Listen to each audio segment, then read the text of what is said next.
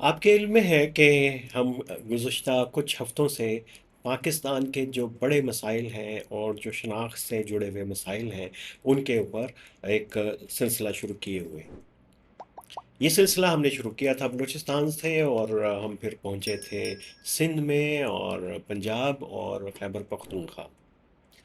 ابھی یہ سلسلہ رکا نہیں، اور بہت ساری چیزیں جو ہیں ابھی ہم نے اس میں ڈسکس کرنے والی ہیں، اور بہت سے پرسپیکٹیو جو ہم نے کلیکٹ کیے ہیں ابھی تک آپ کے ساتھ شیئر نہیں کی۔ لیکن ابھی یہ ہم اس کے اوپر بات کر ہی رہے تھے کہ پاکستان میں یہ جو قومیت کا مسئلہ کیا ہے اور شناختوں کا مسئلہ کیا ہے، کہ اچانک سے جو ہے دہشت گرد تنظیم اسلامک اسٹیٹ آف خراسان نے ایک انٹری دے دی ہے اس ڈیبیٹ کے اندر، اور اس کو مزید کمپلیکس اس کو کر دی۔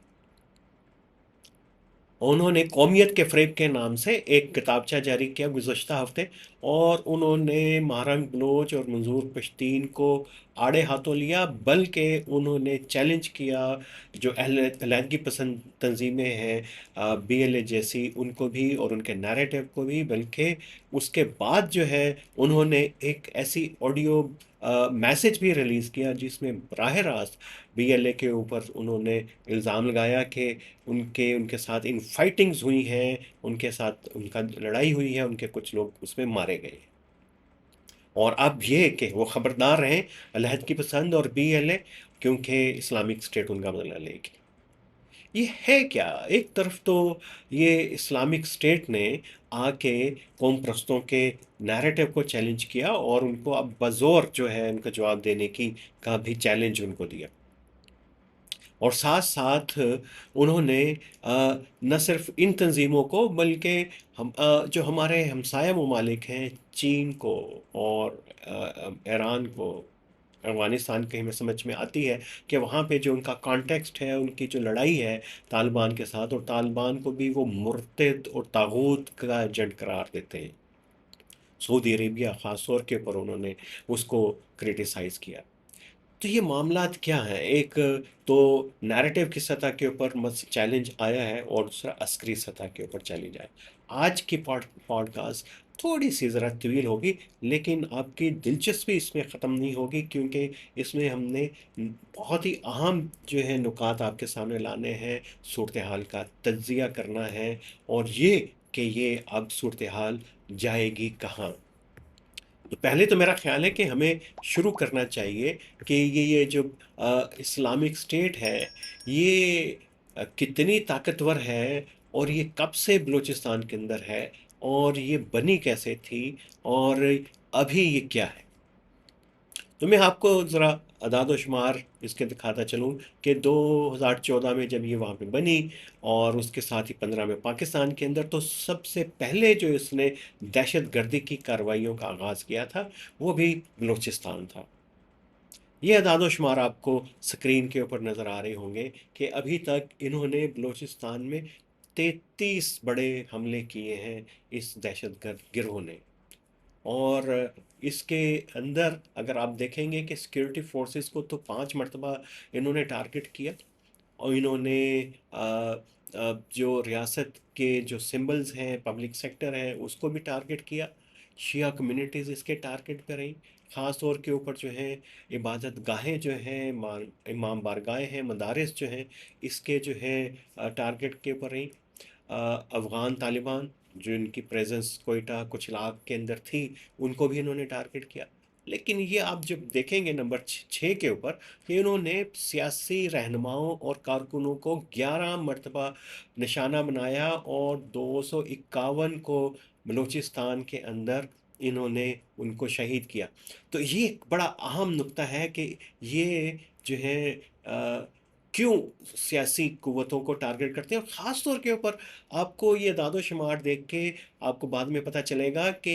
یہ الیکشن کیمپین کے دنوں میں یہ گروہ جو ہے بہت ایکٹیو ہو جاتا ہے، اور پریسائزلی جو ہے وہ جے یو آئی کو نشانہ بناتا ہے۔ شاید ہم تھوڑا سا لنک دیکھیں کہ افغانستان میں اس کی طالبان کے ساتھ مخاصمت، اور جے یو آئی کے ساتھ اس کی جو خیبر میں بھی ہے، خیبر پختونخوا باجور کے اندر بھی لڑائی ہے، اور جو بلوچستان تک پھیلی ہوئی، وہ ہے کیا۔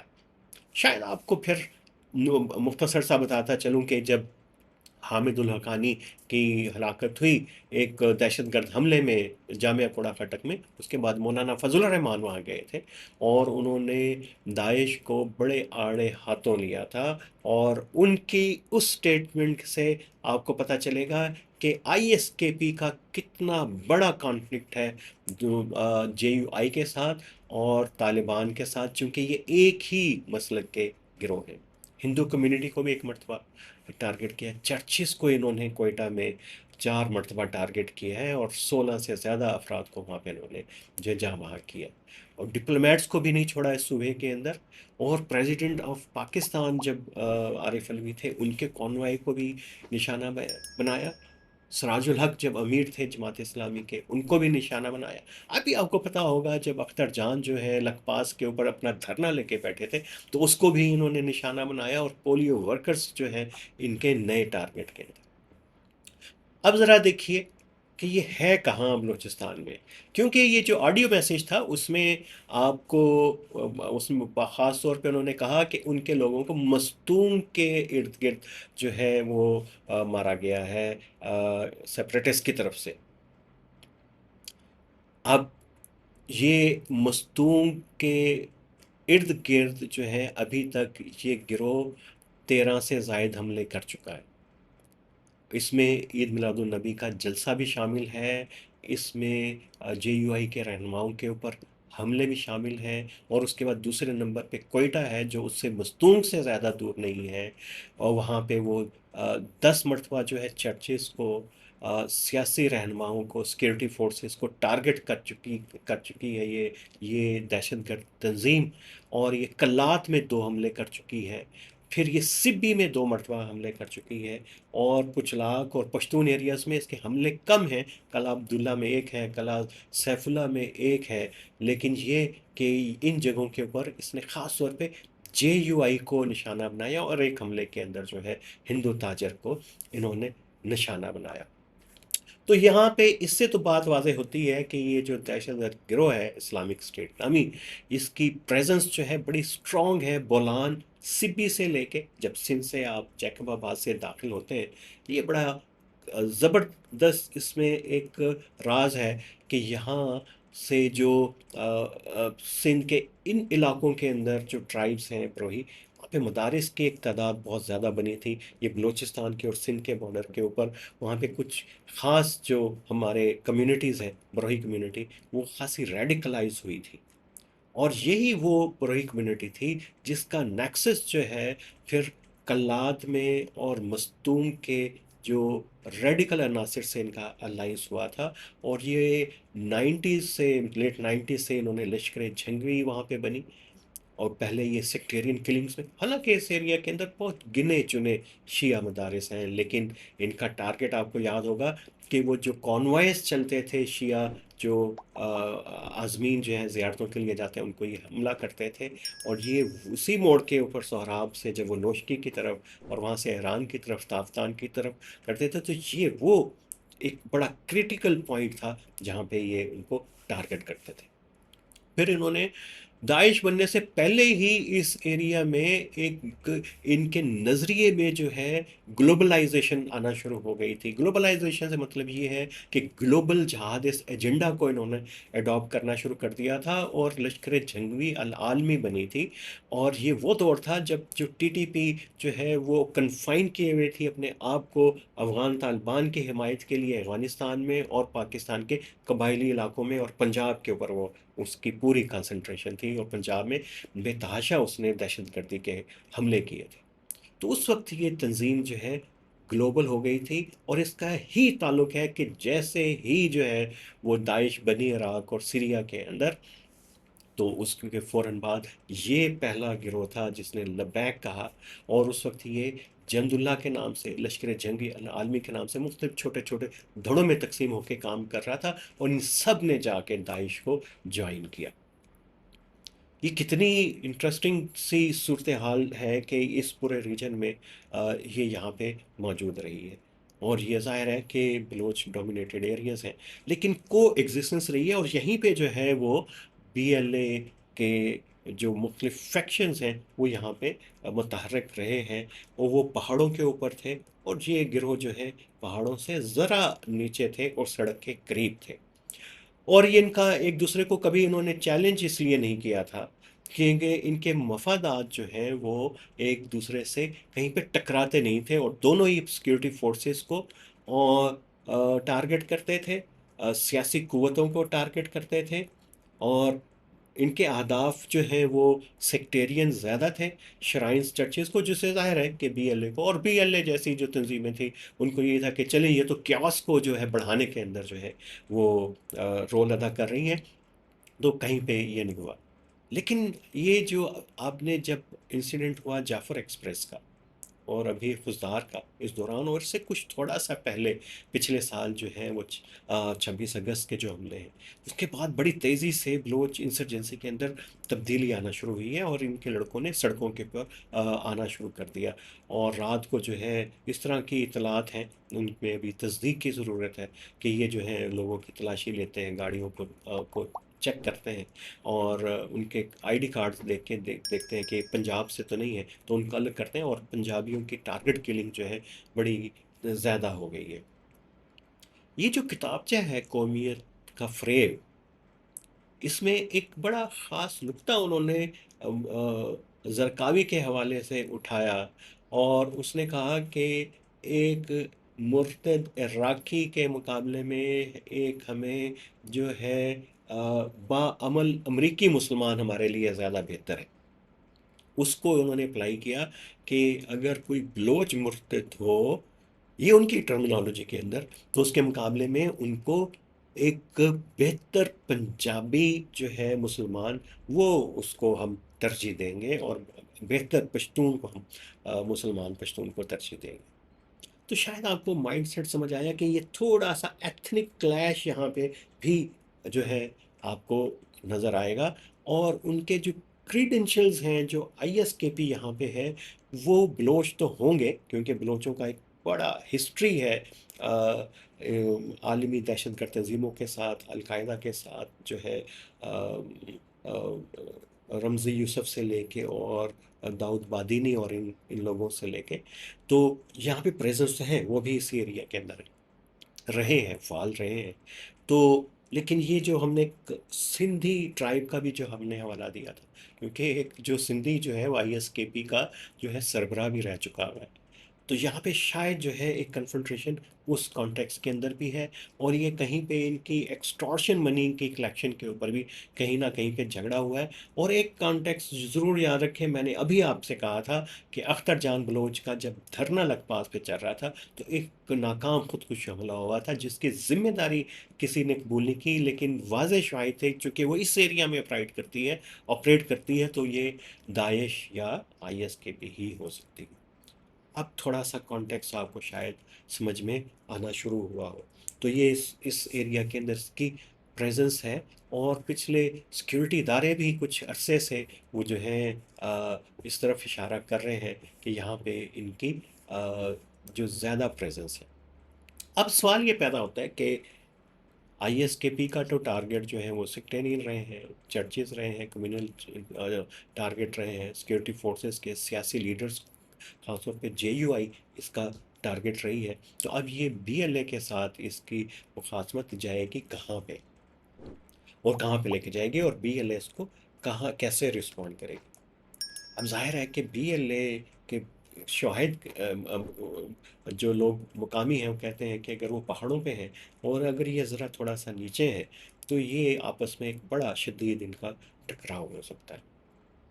اور یہ مذہبی بنیادوں پہ ہوگا، اور اس میں جو ہے وہ سیکولر عناصر جو سیپریٹس آرگنائزیشن، ان کے ٹکراؤ کے امکانات کا خدشہ ظاہر کیا جا رہا ہے، اور اس ایریا کے اندر، اور یہ کوئٹہ بھی متاثر ہوگا، اور پوری کراچی ہائی وے بھی اس سے متاثر ہوگی، اور بولان کی ویلی جو بڑی کریٹیکل ہے اس وقت، اور جس کے اوپر جو ہے بی ایل اے نے جو ہے کچھ عرصے سے جو ہے اپنے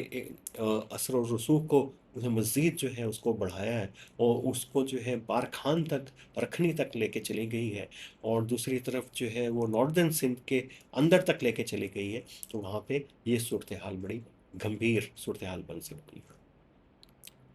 आईएसकेपी ने मिलिटरली तो चैलेंज किया। ज़ाहिर है कि आईएसकेपी का एक और बड़ा पहलू है कि ये शायद ग्वादर, मकरान और बाकी एरियाज़ में चैलेंज ना कर सके, क्योंकि इसका असर और नफूज यहीं पे रहा। एक ख़ास एथनिक मजहबी कंपोजिशन जो इन इलाकों की है, यहाँ पे जेयूआई भी रही है, और एक मज़े की बात बताएं, यहाँ पे टीएलपी भी रही आना शुरू हो चुकी हुई है। और सड़क जो है हाईवे के ऊपर जो आबादकार आए, और जो बलोच जो कराची से जिनका ज़्यादा ताल्लुक है, वो टीएलपी के असरात को इन एरियाज़ के अंदर लेके आए हैं। तो ये एक मंजरनामा यहाँ पे बन रहा है। अब उन्होंने, बात आती है कौमियत की, और इन्होंने नैरेटिव को भी चैलेंज किया है आईएसकेपी ने। बीएलए की बीवाईसी की मारंग बलोच को भी थ्रेटन किया है कि ये जो आप हकूक़ की रोना रोती हैं। मंजूर पश्तीन से भी कहा कि ये जो आप विक्टिमहुड करते हैं, ये ड्रामा है, और इससे आप इस्लाम की तहरीकों को नुकसान पहुंचा रहे हैं। अच्छा, ये बड़ा इंटरेस्टिंग है कि इन्होंने तालिबान, अफ़गानिस्तान के तालिबान हैं और पाकिस्तान के अस्करी इदारे हैं, और जितनी अलहदगी पसंद तंजीमें हैं, इनको एक बड़ी ब्रैकेट में, और उस ब्रैकेट में दो छोटी ब्रैकेट्स में इन्होंने डिवाइड कर दिया, और सबको एक ही दुश्मन के तौर के ऊपर पेश किया। उन्होंने कहा कि इस्लामी जो हमारा कॉन्सेप्ट है मोहब्बत का, वफा का, वो हमारी यगानगत का और इत्तेहाद का जो है मरकज़ होना चाहिए, और कौमियत के बुनियाद के ऊपर जो भी बात करता है। तो इन्होंने बाकायदा चैलेंज किया मंजूर पश्तीन को, महारंग बलोच को, और अलहदगी पसंद तंजीमों को। बड़ा क्रिटिकल स्टफ़ है, जिसको मेरा नहीं ख्याल कि हमें इतना खुले आम जो है डिस्कस करना चाहिए, लेकिन लुब्बे लुबाब उस किताबचे का ये है कि ये जो कौमियत की तहरीकें हैं, ये असल में पाकिस्तान के ख़िलाफ़ हैं, और पाकिस्तान के का जो आइडेंटिटी है उसके ख़िलाफ़। अब ये बड़ी इंटरेस्टिंग बात है कि ये जितनी भी मंजूर पुश्तीन की, महारंग की जो तहरीकें हैं, ये बुनियादी तौर पे हकूक़ की तहरीकें हैं। और जो आईएसकेपी, ये कोई हकूक़ की तहरीक नहीं है, बल्कि ये एक मजहबी शनाख्त की एक फ़िरका वाराना एक जमात है और तहरीक है, और उसको वो अंडरमाइन करने की कोशिश कर रही है। और जो सबसे बड़ा ज़ाहिर है कि अभी ये पहली मर्तबा ये आमने सामने आए हैं, तो अब इनको नज़रियाती सतह के ऊपर जो है एक टकराव वहाँ पे भी होगा, फिज़िकल भी होगा, और नज़रियाती सतह के ऊपर भी होगा। अब बीएलए और को तो अलग रखें, उनका तो अपने थिंक टैंक्स हैं, और उसको तो रिस्पॉन्ड करेंगे, लेकिन ये जो हकूक़ की तहरीकें हैं महारंग बलोच की और मंजूर पश्तीन की, वो इसको कैसे रिस्पॉन्ड करेंगे। ज़ाहिर है कि उनकी का बहुत बड़ी बड़ी नज़रिया साजी उनके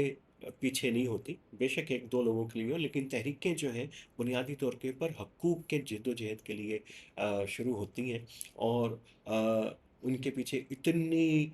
वेल थॉट जो है आर्गूमेंट नहीं होता। वो जो इथॉस चल रहा होता है पॉलिटिकल, वहीं से अपनी स्ट्रेंथ को जो है वो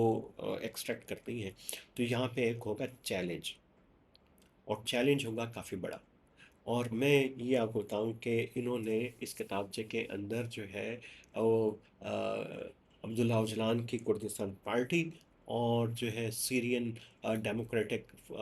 फोर्सेस का भी जो है रेफरेंस दिया है इसमें, और सीरियन फ्री आर्मी का भी इन्होंने रेफरेंस दिया। कहा कि ये जो नस्ल प्रस्त हैं, बुनियादी तौर पे इनका जो किरदार है, इनका अलाइंस है अमेरिका ताबूत के साथ बनता है।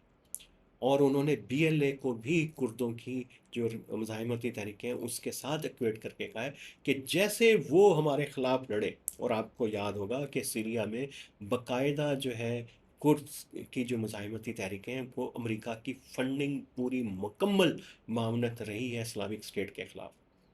और अब जो इस्लामिक स्टेट ये समझती है कि पाकिस्तान में भी ख़ास तौर के ऊपर ये मस्तूम कल्लात और बलूचिस्तान के एरिया के अंदर भी जो यही सेकुलर माइंडसेट वाली तंजीमें जैसे कुर्द थी, और बीएलए और कुर्द एक दूसरे को कज़न्स भी जो है मज़ाहिमती तहरीकें आपस में कहती हैं। तो इसको उन्होंने उस लिंक के साथ भी जोड़ा है, और अपने आर्गूमेंट को इन्होंने मजबूत करने की कोशिश की है कि हमारा जो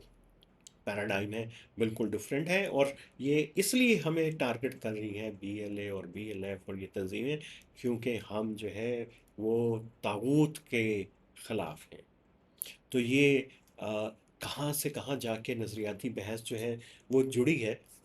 اس میں، اور چونکہ روایتی طور کے اوپر یہ جو طالبان کے تو مخالف ہے، طالبان کے لیے تو بڑا چیلنج کریٹ کیا اس نے افغانستان میں، اور طالبان نے اس کو مارا بھی، لیکن یہ کہ ادھر یہ جو اپنے لیے سپیس، چونکہ اس کے کریڈنشل سلفی ہیں، اور یہ دیوبندی حنفی اسکول آف تھاٹ کو بھی اس طریقے سے اپنے اندر ایبزارب نہیں کرتے، بلکہ ان کو ٹرانسفارم کر کے اپنے گروہ کے اندر جو ہے کنورٹ کر کے شامل کرتے ہیں۔ تو اب یہ سمجھتے ہیں کہ چونکہ یہ سب سے ڈومیننٹ فرقہ ہے،